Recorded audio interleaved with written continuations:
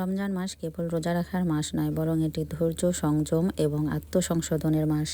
আসুন আমরা এই মাসকে কাজে লাগিয়ে আমাদের নফসকে পরিশোধিত করি এবং একজন ভালো মানুষ হিসেবে গড়ে তুলি। হ্যালো ভিউয়ার্স, আসসালামু আলাইকুম।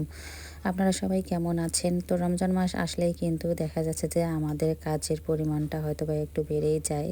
রমজান মাস কিন্তু হচ্ছে বেশি বেশি করে সিয়াম সাধনার মাস, কিন্তু দেখা যাচ্ছে যে এর ব্যতিক্রম হয় আমাদের ক্ষেত্রে, কারণ আমরা হচ্ছে রান্না বান্না বা খাওয়া দাওয়ার ক্ষেত্রে একটু হচ্ছে বেশি মনোযোগ দিই। তো দেখা যাচ্ছে দিদিকে একটার পর একটা রান্না বান্না করতে করতে সারাদিন হচ্ছে এমনিতেই উপোস থাকা, আর আবার হচ্ছে তো কাজ গোছাতে গোছাতে দেখবেন যে ইফতারের পর কিন্তু শরীরটা অনেক বেশি ক্লান্ত হয়ে যায়। আসলে আমরা ভাবি যে প্রিয়জনদের জন্য হয়তো বা রান্না বান্না করলে, যেহেতু বাচ্চারা থাকে তো ওদের হচ্ছে উৎসাহর জন্যই কিন্তু হচ্ছে একটু ভালো মন্দ রান্না করতে হয়, যেহেতু হচ্ছে ওরা রোজা থাকে।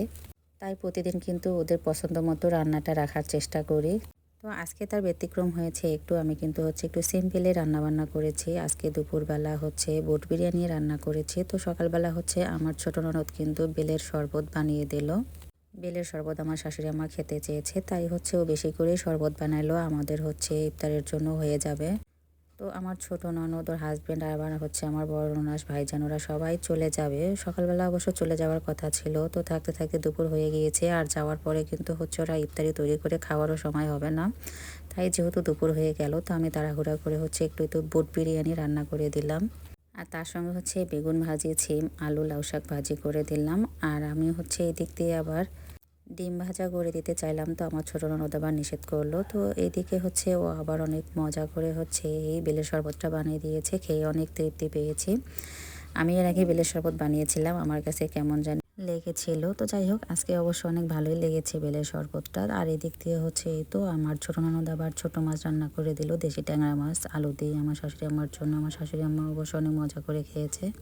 আমার ননদ ননাসেরা আমাদের বাসায় আসলে কিন্তু কেউ বসে থাকে না, সবাই কিন্তু হচ্ছে অনেক কাজ করে। কাজ দেখে কেউ বসে থাকতে পারে না, সেটা এখন না, আগের থেকেই। আর এখন যেহেতু আমার শাশুড়ি আম্মা অসুস্থ, আর তার উপর হচ্ছে হেল্পিং হ্যান্ড মাসি নেই, তো এই জন্য সবাই কিন্তু এভাবে মিলেমিশে কাজ করে। তো আজকে আমার দুপুরে সব রান্না কমপ্লিট হয়ে গিয়েছে।